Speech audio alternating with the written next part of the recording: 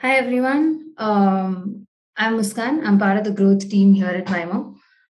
Thank you all for joining. Just to quickly get started, I'll tell you folks a little bit about Vimo for those who don't know us. Vimo operates in the sales enablement acceleration space, and we help financial enterprises across the globe improve their sales processes, partner relations, and engagements.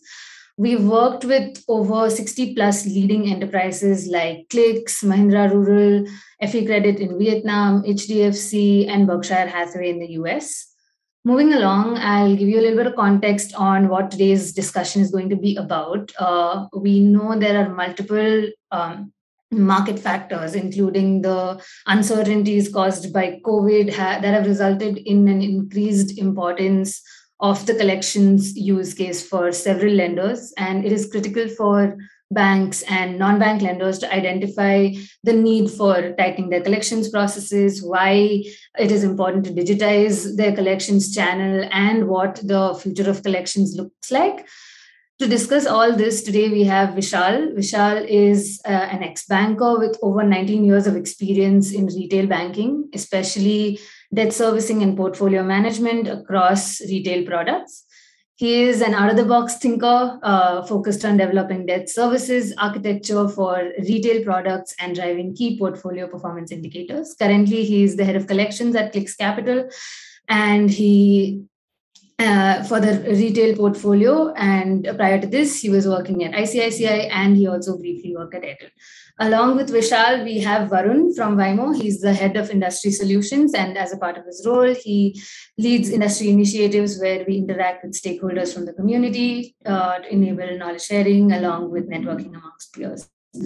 Right before we start, I'll just tell you all that you can put in your questions on the Q&A section. Varun and Vishal will answer them through the session live. And if you can't hear or see the presenters well, just put it on the chat and we will fix all the technical issues. All right. I'll let Vishal and Varun get started with the discussion. Thank you so much, Mushkan. Yeah, so thank you. And thanks a lot for joining, Vishal. Good. I'm really looking forward to this conversation. So we'll keep this as a conversation, so if people have questions, we'll take that at any time. Let me stop sharing this for a second. Yeah. So I think broadly, like Mushkan said, I think at this point in time in particular, because of some of the things that's happened in the last 2 years, we're seeing a lot of interest in the collection space, both among traditional banks and the new age lending platforms, etc. And since you have worked sort of deeply in the banking industry, plus you're leading collections at one of the newer age sort of platforms, I mean, I think it's a great opportunity to just take a step back and talk about collections as a whole. And then we can go deeper into certain aspects. I just want to pick your brain. And for people watching in both here and on the various channels where we're streaming this, I think it'll be a sort of good thing for them to take away as they look at ways in which they can start thinking about restructuring their collections operations. So with that, let me just sort of jump into the first question. So would you like to say something to start off with, or shall I just dive into my first question? Yeah. So thank you for having me, Varun and Muskan, for this interactive session on collection. And as you told, and it's a very elaborated introduction what Muskan has shared about me. So almost 15-18 years in collection. So I think maybe I can add some value into this discussion when we'll have. So then we can start, Varun, maybe. Yeah. Thank you. Certainly. I think, let us take a step back and look at the industry direction. And I think my sense is that collections is becoming a larger priority for banks, for NBFCs, and for all sorts of financial services providers. So is that your sense as well? And what are the factors that are driving this shift, do you think? So Varun, collections in lending space is, people say that we lend money, but what I understand, it is about collecting that, whether you can collect that money back or not. It has evolved a lot, and along with that, collection has also evolved. So initially, it was like a thick file underwriting kind of process where the entire documentation is being checked by the branch manager, and customer has to come for the physically for PD. So it was like a physical lending model, and in in sync with that, collection was also more or less physical collection, where people were going to the customer, collecting cash in check and depositing into branches. So that was very traditional way of doing it, and it has evolved with the bureau in between, when recession has happened in 2008, when bureau has taken the charge, and then people has believed on those score, and collection also adopted that kind of score for their segmentation and putting the collection strategy together. And then now it has moved from even from bureau based to transaction based. Now people are reading customer transaction and giving some kind of line of credit to them for to utilize. So even now collection is also moving towards that direction, that how you can read those transactions, analyze those transactions, and segment your customer and utilize your digital channel of communication to collect money from these customers, because that customer segment is also very different than the previous one. Do you think the entire COVID shakeup that has happened, has that sort of also leading to a larger focus on the collection side of the business because of various factors, right? So firstly, I mean, a shift towards a sort of collections as a priority, and then also because of COVID now, there are restrictions on actually going out to the field. So the way collections happens will also have to be reinvented. So your thoughts on some of the things that you are observing over the last 2 years? Yeah, correct. So COVID has actually accelerated these kind of digital adoption, both side of it, on the collection industry as well as on the customer side, both side. And this has and because this adoption is happening both side of it, your speed of execution of these kind of technological solution or digital solution has also got accelerated, okay, during this period. And as rightly said by you, because of social distancing as well as your work from home has put a lot of restriction or limitation on the field collection, and the entire productivity of that channel has gone down significantly during COVID. And on the other side of it, where customer is also adopting digital means of communication as well as digital mean of payment, it gives a large opportunity for collection to also to change their approach towards customer, to connect and collect. So entire shift is happening now, and lot of NBFC bank has adopted this is much faster than normal. Sort of digitization that you were saying, the fact that now the payments are also digital, so you need to reach out to them digitally. How, I mean, you mentioned that banks and NBFCs and so on are starting to make that shift towards digital. How advanced do you think some of these transitions are? Is it still early days? What are the actual ways in which digital is playing out? I mean, if you could paint a picture of how various channels can be leveraged to sort of optimize a collections workflow, because it used to be field where you go out and sort of knock on people's door or whatever, but now how can sort of various alternate modes of communication be placed at various points to fine tune the collections? If you can just help our audience sort of understand better how this will come together. So Varun, in past, so the communication channel has evolved in past, like WhatsApp, your voice, sophisticated voice bot, chat bot. So these are some technological evolution which has happened not only for collection, it was for connecting to, with the world. And earlier also there was some channel which was available like email, SMS. So these were some traditional way of communicating with customer and others. So what has happened during the COVID period or pre-COVID also a bit of it, people were using this kind of channel in silos. Okay, so people were using SMS, email, or maybe some kind of IVR and all, but this channel was not talking to each other. So something what is happening on SMS was not getting synced with IVR. Okay, so if customer says that I will pay on SMS, maybe there will be simultaneously there's IVR engagement which is also happening, in spite of customer has given a confirmation of making a payment or getting that information. Right. Now, what has happened during the COVID period, because we have to augment or optimize the entire communication channel, the platform, the lot of technological solution which is making this optimal, which is rule-based, data-based, where a lot of data science is also being used, how the customer is behaving towards these channels. and how you can infuse these kind of learning for future communication with the customer. And it is seamless because all these communication channel is on single platform. So how customer reacts on one side of it, the other channel comes to know, and then you can make a rule engine to fine tune the communication with that customer. And you can stop communication also based on the customer response. Right. In general, do you see a shift from, say, a very outbound collections model where, I mean, you have sort of lent, and then at some point, once they have defaulted, you need to go and collect, versus being an inbound model, like we're seeing in the West, for example, where you proactively want to nurture a stronger customer base. So in the sense, you reach out to them sooner in the form of recommendations, so in the form of reminders and so on. And you give customers the way of settling their payback on their own, right, via portal and so on. Is that, do you think in India we are at that point, or do you feel that, it is a shift that is happening where you want to sort of optimize for inbound based collections rather than outbound? What are your thoughts on that? Are you seeing anything in that regard? In the marketplace?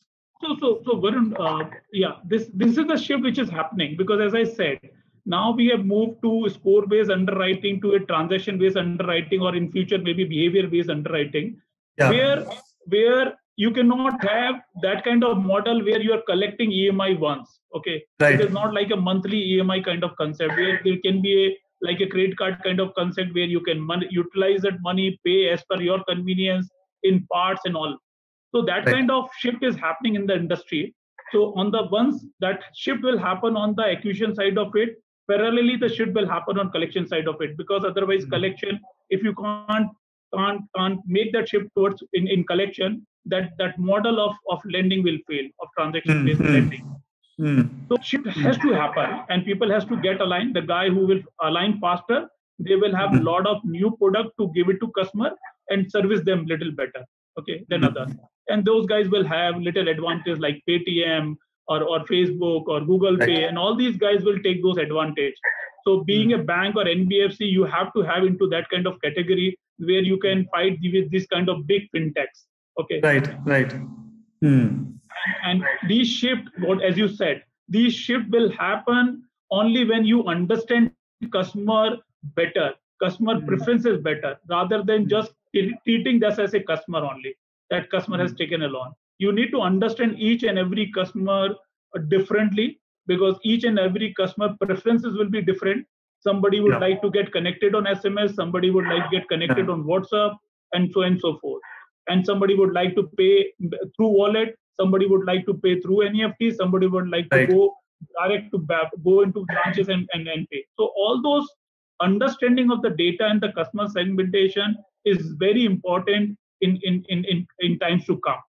If somebody is having those advantage, they by design their loss ratios, their cost of collection will be significantly lower than others who is not getting involved. Using all the information that you can get on a customer to make sure that you have a personalized approach. And the thing is, obviously, when we say personalized approach, it's not that for each customer we might have an approach. So it's a question of segmenting them into certain buckets, which are sort of narrow enough that you can have a personal approach which will sort of make sense to them. So could you, you mentioned some of these things, right? What is the payment sort of preferred mode of communication that the customer has? What is the preferred mode of payment? What might be some of the other data points that banks and NBFCs and fintechs and so on are starting to use already? And what do you think is the future view, right? 5 years from now, if you, were to visualize an ideal way of personalizing the collections, what would be the information that you would want to gather? And what might be some of these segmentation sort of inputs and so on? Can we just dive deeper into that, Vishal?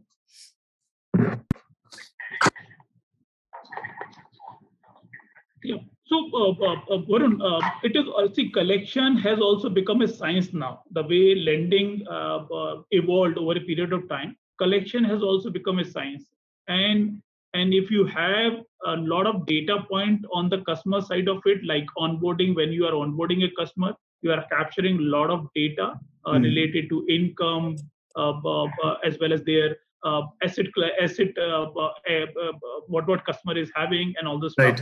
On the other side of it, You have a lot of transactional level data which is available now when you are reading customer SMS or a lot of emails and all, where you can get those information very seamlessly. And third is about your additional data point, that how customer is spending money, how the utility bills data, a lot of gas utilization data, and all this data which is available in the market now. How frequently the customer is changing the mobile number also. So there are a lot of data which is available now. So how you can triangulate all the data point which is available of that same customer, you can define that customer segmentation much sharper. You can profile that customer much sharper than what we can do today going forward. So and once segmentation is done, because largely when we talk about all the channel of communication, be it digital, be it call center, be it physical or outbound based model or legal, your your data segmentation plays a very key role. How to you're going to utilize those channel effectively without compromising on your collection efficiency and or your portfolio. Right. If you can't segment that data right, by design you will go to those traditional model of collection, because these are proven model of collection in past. So people by design will focus on that, because if they can't segment that customer, they don't know how Varun will behave on digital channel or not, how Vishal will behave on a digital channel or not. So without taking a risk, people will go those traditional model of collection, going in field collecting money. So data segmentation plays a very critical role in current scenario, especially in COVID, because even a good customer like you and me has also defaulted in this tough time. Right. So you can't treat that customer like a old intentional customer who's not making a payment. Correct. So till the time you're not segmenting the data, you can't do all the utilization of all your digital solution which is available in the market. Yeah.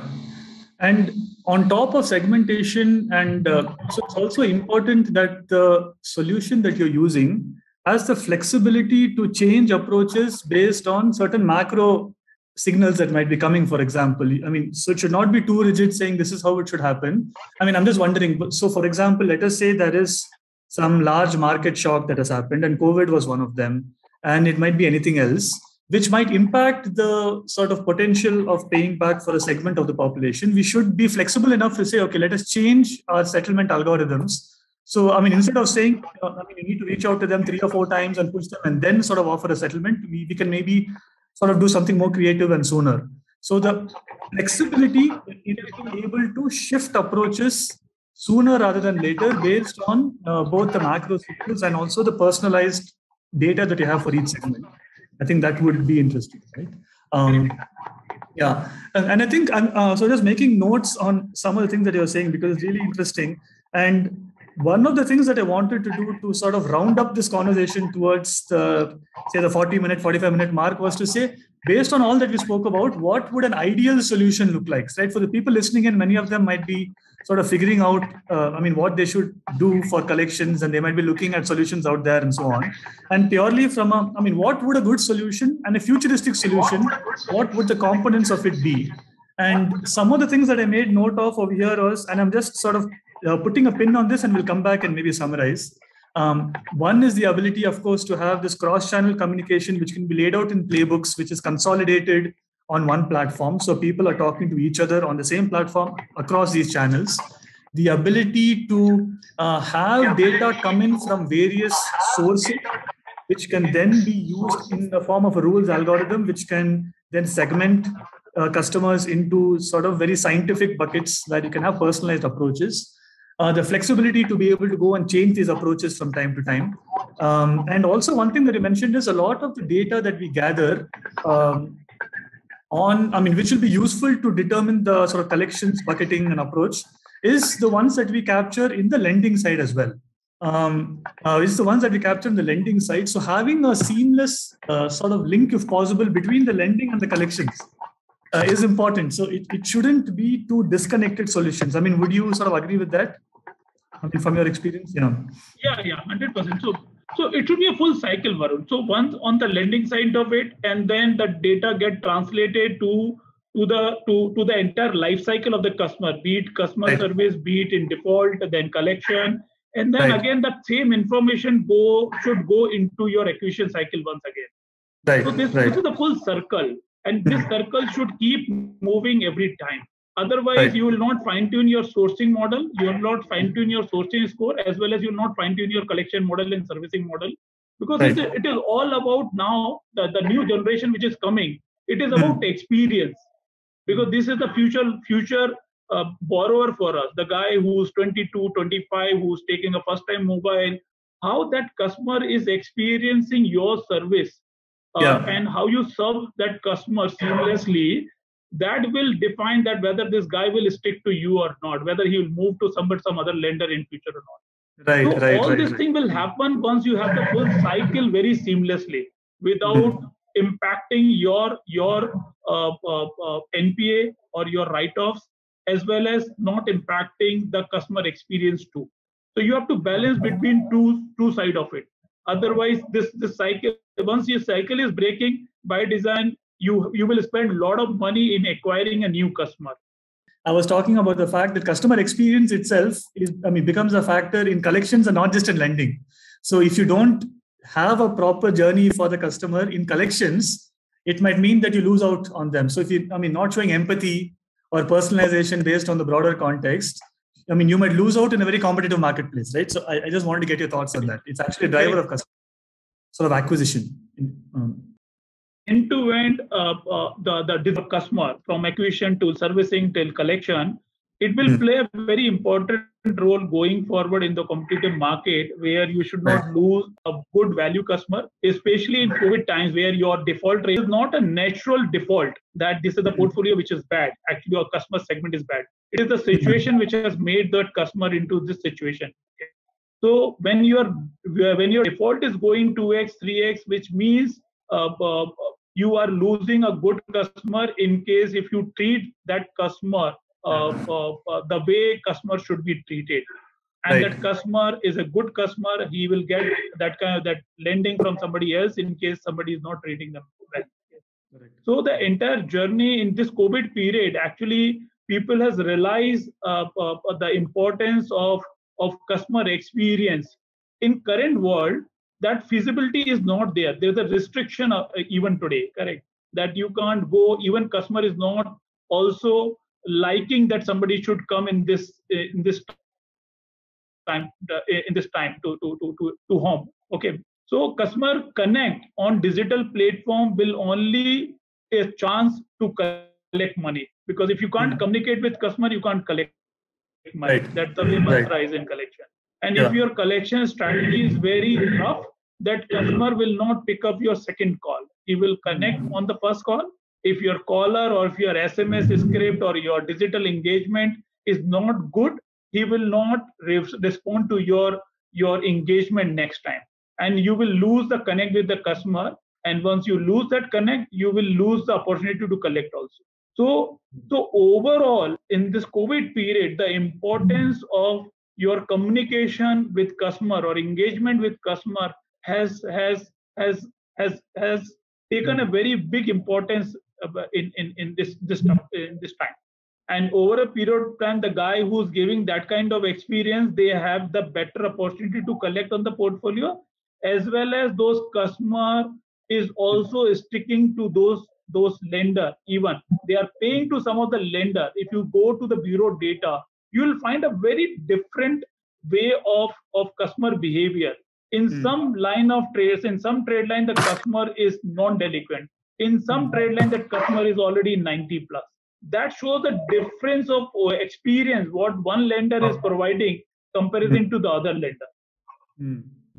So I think just one sort of parallel question here is that, one thing I was wondering also, as markets become more mature, and I think in India, we still have a long way to grow, but across India, Southeast Asia, certain markets where the sort of lending market has become sort of mature and very competitive, for banks to actually sort of increase, banks and sort of so non-traditional lenders to increase their bottom line, sort of reducing a lot of costs in the collection process becomes a very important lever, right? Because now if you're having a huge field sales, going out, if you can even reduce the number of field visits by say 1 or 2 per collections case, or if you can bring down the field force and so on, so there is automatically a huge sort of cost benefit which can help banks and give them that sort of breathing space, which they can then use to optimize on their lending approaches, right? I mean, so do you think that's a fair way of looking at it?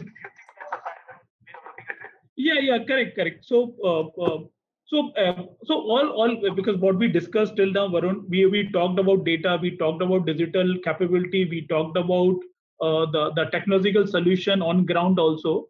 So if you put all these things together, it will help the entire organization, not only for bank as well as for NBFC and fintech, to reduce their cost significantly. Significantly. It is not only a 5%, 10% jump. In some of the cases, it can be 50% of reduction in the cost also. If somebody who's into like hardcore traditional way of collecting even today. So if they put all these data science and digital engine together, that cost can reduce significantly. And as I like rightly said, because what I say to my team today, when top line is not growing, the only support for any of the organization is the bottom line. Correct. And bottom line is on in current when top line is not growing for most of the NBFC and the only bank is growing where they are doing only the secured lending of it. But for most of the NBFC, when the top line is not growing, you have a support of only on bottom line. Your bottom line is only OpEx and your losses. So if you have the right collection model, we are using your data very sharply, segmenting the customer and treating that customer pretty well. You are controlling your cost, and because of your digital experience and connect with that customer, you are controlling your losses. So now collection, actually the importance of collection. So I lost your voice for a second. I lost your voice for like 10 seconds. It's back now. Yeah. Okay. So I think where you left off was on making the point that now collections is actually in the driver's seat when it comes to actually pushing towards more competitive advantage and profitability for NBFCs in particular, but also for traditional banks, right? Yeah, correct. Yeah. And I think that's a great point at which to, I think for the people watching this conversation, the reason we are having this discussion and the reason we feel this is important, and from a Waymo perspective, the reason we are investing in building out a collections gold standard solution is because we believe this is going to become the central driver. And I think you put it perfectly well. And for people to remain competitive, they really need to start looking at optimizing their entire collections process. Before we come into Clix Capital and your journey in the collection space and your vision, so do you see a difference fundamentally between how a traditional bank would approach collections and how, say, a sort of alternate new age provider would take a look at collections? What are some of the sort of different challenges that each might have? Because you have spent time in both sides of this collection space. So I just wanted to get your perspective on traditional banking, the large banks. So is it harder for them to move or is it easier for them to move? What would be the contrasts between the two? So I'll split the actually into three. One is you are talking about traditional bank, even the NBFC. One is the private bank or some of the NBFC like Bajaj or L&T or some of them, and then the fintech player like Just Money or even Paytm and all. So the traditional bank, the I'll say the challenge for them that how to utilize that data and put the analytical engine on it. I think that's a challenge for them because of the large portfolio size and the way the data is being captured. That is my understanding of it. That how you are going to utilize that data, because you have a lot of data, but where it is there, how you are going to utilize that data to segment your customer is a challenge for them. Right. Private and some of the NBFC has solved that challenge because their onboarding process is very seamless. They capture a lot of data during that, and they have put up the lot of analytical engine on it, and they are utilizing those capability along with your digital capability very seamlessly.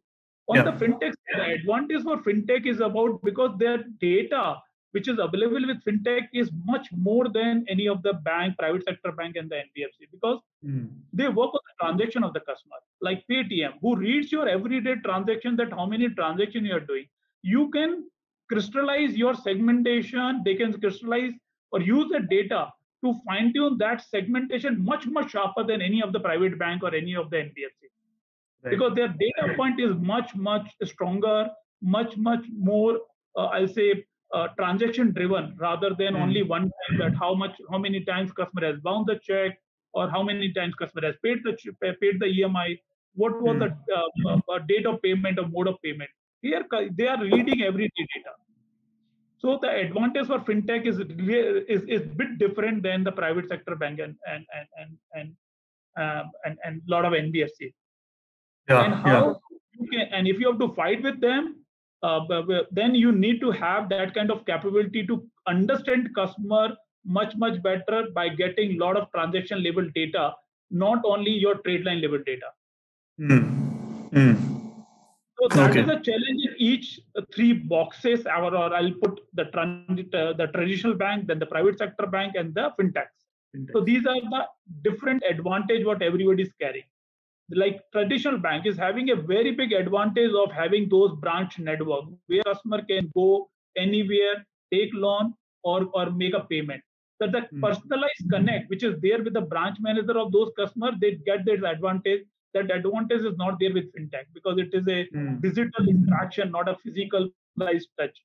So everybody is having their positive and negative, and how you are going to utilize your positive beyond a threshold, I think that is only the game changer for all of us. Absolutely. I think that's a great way of putting it. But though I think some of the COVID related shifts means that even the traditional banks, they're not able to go and sort of have that personal connect. So they are forced to sort of adopt some of these alternate methods where the fintechs maybe are already taking a lead.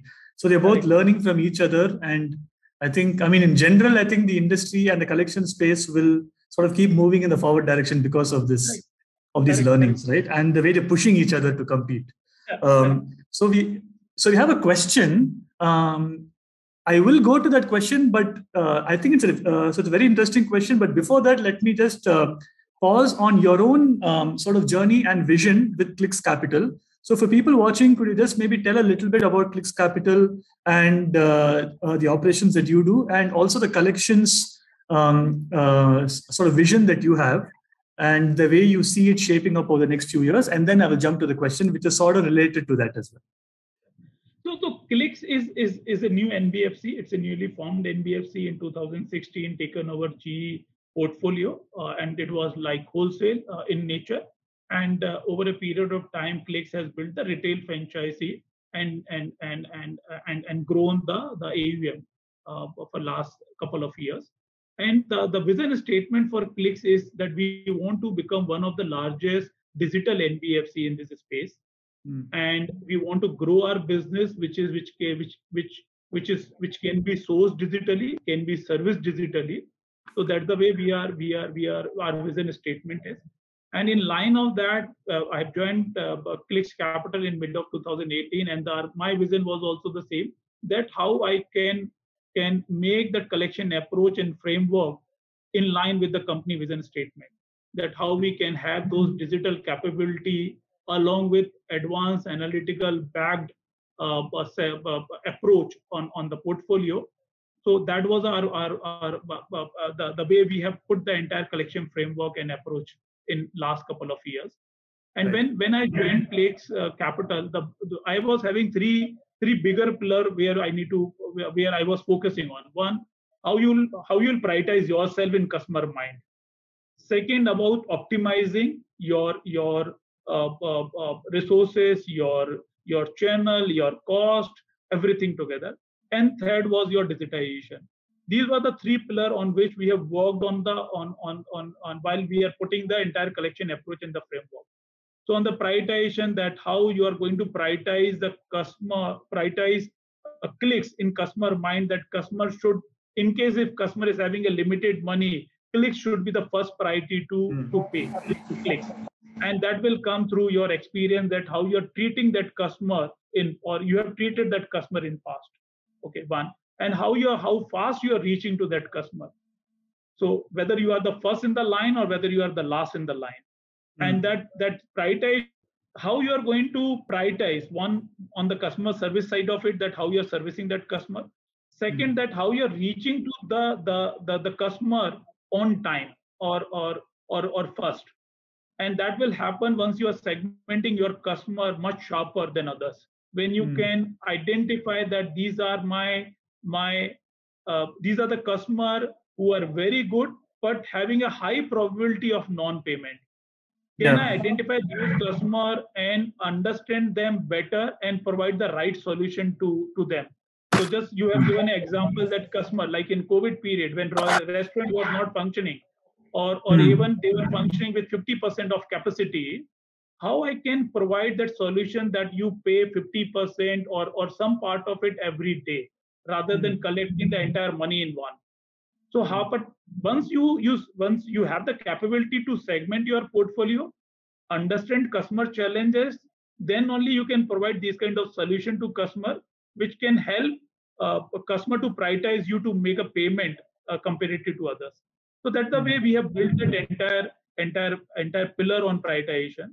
Then about digitization, where we have digitized a lot of processes, and it should help us to have a seamless information flow. As I said, it's a full lending is a full circle, acquisition till collection and customer service, everything is stitched together. So how my collection information, what I'm gathering, how it can be infused into my sourcing channel, because we are a digital lending NBFC. So if my digital lending scorecard is much finer, my default ratio will also be in control. So the digitization of the entire process was the second pillar. Third was about optimization. As I said, it is about all data and your sharper analytics on that data. How you capture that data, how you read, because there's a lot of data which is available in the bureau, but people are maybe using it, not using it the way it should be used. For example, there is a bureau score. Maybe bureau score will say the customer is at 700 bureau score. But when you go the trade line wise data, you'll identify that customer trade line is not clean. Customer in 90% of the trade line, customer is into default. Maybe in early bucket, may not move to 90, but they are 90% of trade line has not a clean record, which means that customer will become bad over a period of time, because already you are seeing a financial stress at customer side. How you can treat that customer, how you can handle that customer in that time. And in case if you find that this customer actually a potential risky customer, how you can exit well in time without eroding your principal. So that's the way we have built the entire collection framework and the approach in Clix. So three pillar: prioritization, digitization, and optimization. These are the three pillars on which the entire model works in Clix. That's fantastic. And I think for the people watching, that's a very clear takeaway on what they should also be looking at as they start planning on redesigning their collections workflows. So just one follow-up question on the segmentation. So as you sort of do a more targeted segmentation based on various data sources, what is a learning loop like? Because over a period of time, you might identify that maybe the segmentation needs to change, or maybe certain other parameters need to happen. So is it fair to say that so it's not just about having various data points, but how soon can you learn and resegment? And yeah, right. So I mean, that would also become an important process of making the whole segmentation sharper over a period of time. Right? Yeah. So what happens, Varun? So you have so your data points and your advanced analytics or machine learning, all this give you a pen portrait of that customer. So it will give you that the customer is like this. But when you triangulate or cross check that customer with the behavior, which is very I'll say it is a hard fact of that customer, that how that customer is behaving with you in terms of making a payment, what kind of channel customer is using during making a payment, and how much intensity somebody has to infuse on that customer to collect money. These are the behavior which is customer reflects during your collection or customer service engagement. If you cross-step these two data points, one on the analytics where you have a pen portrait of the customer, and then cross-checking that customer, that how that customer is behaving. So if both the data is matching, means your segmentation is perfect. In case if the data is not matching, means you have to fine tune your collection strategy, one on the one side of it. Second, you need to give this feedback to your analytical model also, that you have to put these kind of data points also to fine tune the customer segmentation further. So this is a cycle. This is not like one time activity which you have done it, because each customer I will behave very differently for first 3 months, maybe differently after 3 months. So you need to just correlate these data points, one on the data side, on other behavior side of it, and you have to just put all these data together every time. Right, Then right. your segmentation very sharp. Perfect, perfect. What are the difficulties on the ground that you face when you're wanting to sort of redesign the entire collections on the three pillars that you spoke about, right? On the prioritization, optimization, and so on. What are the difficulties that you faced, and that all sort of leaders in the collection space will face as they go about this large transformation? And any tips or tricks in terms of both the larger picture and the digital and the way they go about it, but also more about in terms of change management and some of the nitty-gritties and so on that you have picked up. I mean, anything that you would like to share with people on how they can go about it? So what the challenge what I faced, Varun, during this shift from bank to NBFC, where we were putting all the digital, I'll say the entire digital journey for collection. The biggest challenge which I face is one on the human capital, because you not get the right set of people on the collection space, where the guy should have very good domain expertise, which is collection. Second side of it, analytical as well as technological bent of mind also, that mindset, because this is very different mindset. So having a both together is a challenge in collection space. What I felt, maybe other might also having the same kind of challenge, but this is the challenge which I faced during this journey. And putting these people together, because as the human capital, the best advantage of human capital, that you can mold them by putting the bigger vision statement, that what is a vision statement for the company, and a lot of people will get aligned to that vision statement if they want to be part of that journey, the growth journey. So only thing that you need time to have that kind of transformation first within your team, then only the transformation can happen on ground, be it third party vendor, be it your ground team also. So you should have a very strong core team who should get aligned with this vision statement and should adopt these changes much faster, because they will become the change agenda for the entire team or the people who are working on one side of it. Second challenge, which is very important to understand, because why all this transformation is not getting adopted on ground. It is because their understanding of those transformation is very different, or these transformation is not helping them to improve. Like WhatsApp, Facebook, how they have succeeded, because they have solved one problem of the customer, that how you can stay connected with the world much easier, rather than doing a call to your relative and doing a 1 hour conversation, rather doing a conversation which is much handier for you, correct? Right. And you can do it with a larger segment or larger people around you, correct? So that kind of, and they have made it so easy, those solutions which they have made, it's so easy to adopt.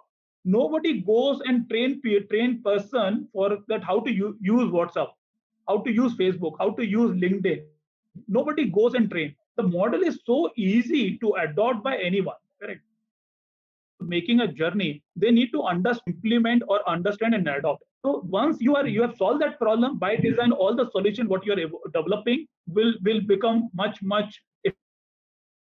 And I'll just summarize some of those points again so that everybody sort of gets because I think it's an important few points that you made. Firstly is that, like any large transformation initiative, you can have the better, you can have all the vision and the technology behind it and so on. but it's ultimately a people change management process, right? The way you can drive a common vision, so the way you can make people sort of realize and so understand what is a benefit for them, and the way you can sort of educate the people to use the tools that you're putting in place in the most optimal manner. So it is about gaining that consensus and driving sort of education and adoption. So it's very much a people change management process is an important aspect of it beyond the other sort of data analytics and the various other pieces. And the second thing that you also mentioned that I wanted to highlight is maybe in the past there has been a tendency to look at collections agents as, say, low skilled people who will just go onto the field and do brute force and collect or whatever be the case. But now, I mean, if you're doing segmentation on the customer side, it's also important that the segments are matched to the right collections agent who can sort of work well with those segments. So in the sense of subject matter expertise, products, sort of expertise on products, and being able to have the soft skills to talk to customers, which might also mean local language skills based on region of India. So the profile of the agent has to be strong and has to be matched with the right buckets that you're segmented to make sure that the people have the right experience on the collections calls and so on. So the skill set of the collection agent will sort of start going up. So the more you can equip them to get better and start looking at this as actually a high skilled workforce, because like you mentioned, this is what is driving productivity and profitability, and it's not a lagging function, right? So collections is in the driver's seat. So you need to start investing in resources as well and training them so that they can actually do the right job. So I think those are really two good points which we don't usually sort of hear when we talk about collections, because usually it's a very tech sort of centric conversation. So I think we're almost at the end of time. I mean, I have thoroughly enjoyed this conversation with Vimo as a partner to help you sort of digitize the collections process. So what made you partner with Vimo, and what is your vision for how we can sort of work together? And where do you see this partnership going so over the next few years? So we can just end with that. Yeah. So Varun, the field collection is one of the very traditional way of collecting money, and but it is a very important channel of collection which takes the leftover portfolio which has to be managed by them only. Right. And that is a team, as you said, that is a team which people treat them not a very high skilled team member, and those are the people are just being used just to go visit, collect money, rather than being used as a as one of the great important channel to improve your customer service too. Okay. So why most see most of the people are focusing or they have done a lot of hard work on the data segmentation of it, digitizing the entire process and communication channel. But what happens once this channel are not solving some of the customer? That is those are the customer which will move to your this kind of channel, which is a traditional way of collecting money. But if this channel is not aware of that, what has happened in previous engagement with that customer, and how this customer has to be treated on ground, what is the past behavior of that customer? If the team is not is aware of the same, it becomes very difficult for them to engage with that customer in a right way. Correct. So, Right. so where Vimo comes in this entire journey, where this information has to be seamless, stitched together, should be available with the last mile, and they should also use this as a tool to improve their productivity without putting a lot of hard work on ground. So if they understand this is a customer who is a very high risk customer, it is the first month where customer has not able to pick up the phone or something, correct? Then only you can differentiate these two. Second on that, how you can, because this is the guy which you said, because these are unskilled or semi-skilled profile of the person. How, and they cannot have the way I think perhaps on that note, Vishal, because we are just a little bit over time, and people are, I mean, might have other things to get to. So on that note, so maybe we can end this conversation. It's been thoroughly fascinating for me to listen to somebody who's actually driving collections at an NBFC, new age NBFC, to sort of learn about the challenges, the priorities, the way you're looking at the world ahead.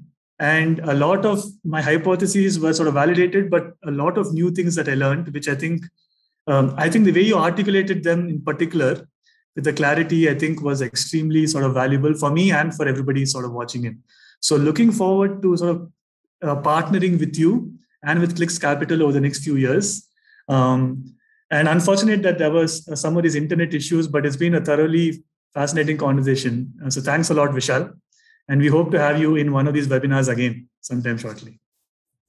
And thanks to everyone who joined.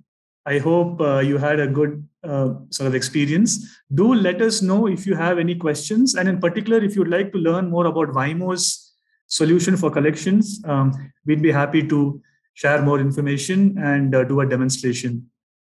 So please do reach out. Muskan will reach out with the coordinates of Waymo, and you can reach out to us and we'd be happy to give more information. So thank you so much. And thanks, Muskan, for facilitating this conversation.